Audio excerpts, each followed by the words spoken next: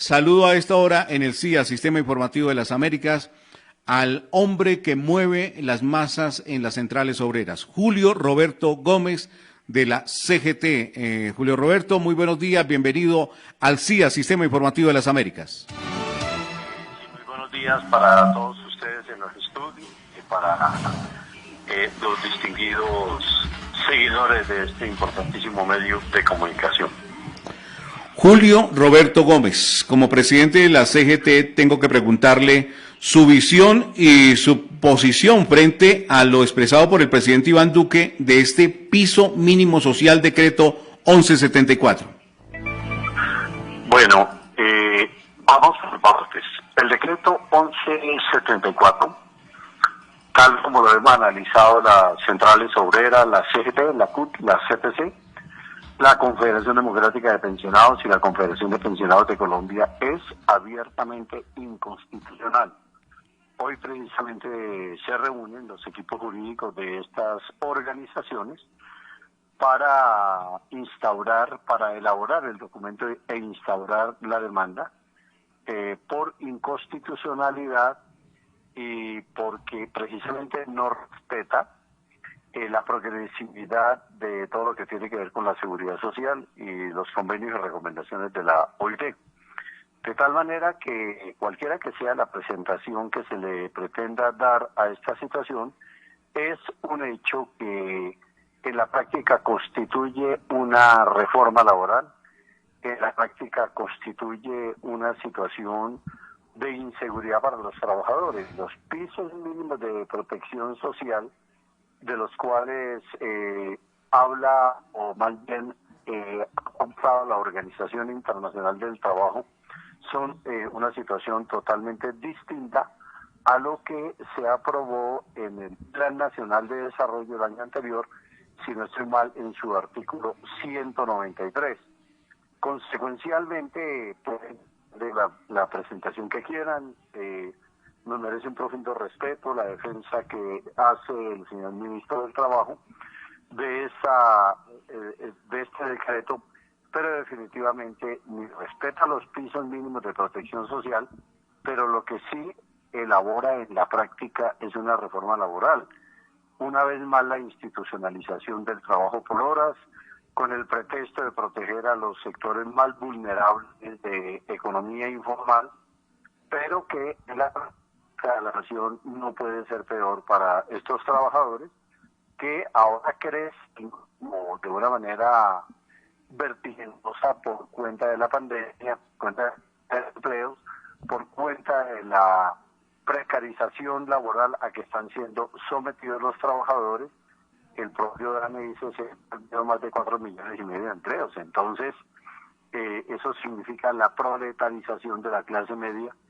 Estamos verdaderamente frente a grandes desafíos que debieron haberse analizado con mayor precaución antes de expedir un decreto a la ligera, un decreto que en nuestro concepto no protege, por el contrario, lo que sí logra son efectos de incertidumbre en la clase trabajadora colombiana.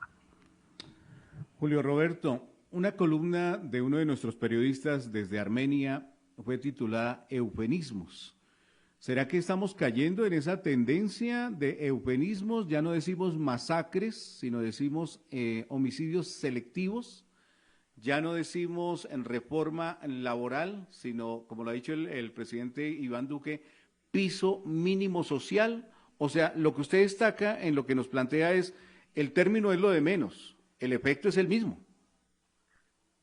Exactamente. Los eufemismos se utilizan precisamente para disfrazar el fondo de políticas que son altamente inconvenientes para la clase trabajadora y para el país. Hay algunos distinguidos dirigentes de la política y del gobierno que dicen, ¿y quién habla por la gente del sector informal de la economía? Que nos acusan de que nosotros solamente defendemos los privilegios, entre comillas, de los trabajadores sindicalizados. No, si hay un sector que tenga puesta la camiseta de los más vulnerables en el país, es precisamente el movimiento sindical. Lo digo con toda franqueza, la gente tiene a su interior La Federación Agraria Nacional, que representa 74 años de trabajo de esta organización en Colombia, la Acción Campesina Colombiana, Nuevo Liderazgo Campesino, la Federación Nacional de Artesanos, los trabajadores agroindustriales, pero también muchas organizaciones del sector informal de la economía. Nosotros cuando discutimos el salario mínimo legal, el salario mínimo legal no es para la gente sindicalizada, es para aquellos sectores que desafortunadamente no se organizan por diferentes factores. Entonces, eso que se denominan pisos mínimos de protección social, yo creo que vale la pena analizarlos en el seno de la Comisión Permanente de Concertación. Reitero, nosotros vamos a demandar el decreto, consideramos que es inconstitucional, consideramos que no respeta ni la progresividad ni los derechos ciertos de los trabajadores. Si hoy es imposible construir una pensión de jubilación para un trabajador que labora 8 horas diarias, 48 horas a la semana, y que tiene más o menos un sistema regular de contratación, imaginémonos con trabajos de 2 horas diarias, 8 horas no al día, sino a la semana, con trabajos de 3, 4 horas, ¿cuándo van a poder construir una pensión de jubilación? Y lo que se abre es el camino, leamos bien, el decreto es para que, por la vía de los beneficios económicos periódicos, los BEPS, entonces se puedan, en un momento dado en Colombia, otorgar pensiones por debajo del salario mínimo legal.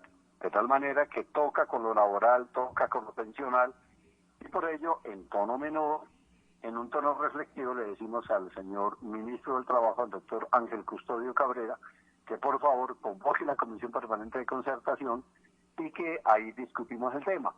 Y la otra, el otro llamado es al señor presidente de la República para que nos dispongamos a negociar el pliego de emergencia que fue presentado por el Comité Nacional de Paro en cabeza de las centrales obreras, y ya veremos cómo podemos ir despejando el camino, pero es que seguir gobernando sobre la base solamente de decretos no tiene ni sentido ni tiene presentación.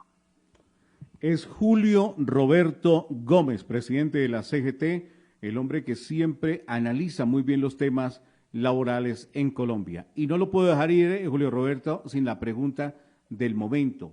20,2% la cifra del desempleo que nos entrega recientemente el DANE. ¿Se esperaba? ¿Es más allá de ese 20,2% frente a toda esta pandemia, contingencia, desempleo, inactividad laboral en Colombia? ¿Cómo recibe usted esa cifra y esa calificación del DANE? Es la crónica de una situación anunciada. En el caso de Bogotá no es el 20,2, es el 26%. Y si analizamos las 13 ciudades, por ejemplo, como Medellín, como Barranquilla, como Cúcuta, la situación es sencillamente caótica en materia de empleo. A eso sume la altísima tasa de informalidad que tenemos en Colombia. No nos olvidemos que Colombia, de tiempo atrás, eso no es fruto de la pandemia, era el segundo país con la mayor tasa de desempleo en la región latinoamericana caribeña. Pero además tenemos un título que no nos satisface para nada, y es que somos una de las naciones más desiguales del planeta. Por lo tanto, nosotros hacemos un llamado para que realmente se adopten políticas no para la distribución de miseria, sino para la distribución de riqueza. En nuestro país hay gente demasiado rica y hay gente demasiado pobre. Pues así está la situación en Colombia. Entonces, ¿qué se avecina frente a estas decisiones del gobierno nacional? Ustedes como Centrales Obreras Unidas van a acudir, van a citar, van a plantear interrogantes y a cuestionar esas decisiones del gobierno nacional frente a esta, entre comillas, reforma laboral, Julio Roberto. Pues para evitar que nos echen la culpa a las centrales obreras que contribuimos a la masificación del COVID-19, no vamos por ahora a convocar grandes movilizaciones físicas en el país, es decir, de personas caminando por las calles, en fin. Pero sí estamos pensando seriamente en la convocatoria de una caravana nacional de protesta en todo el territorio colombiano para que la gente desde los vehículos, para que la gente desde los taxis, para que la gente desde las motos, desde las bicicletas, acompañen una caravana nacional que seguramente va a tener lugar el próximo 7 de septiembre.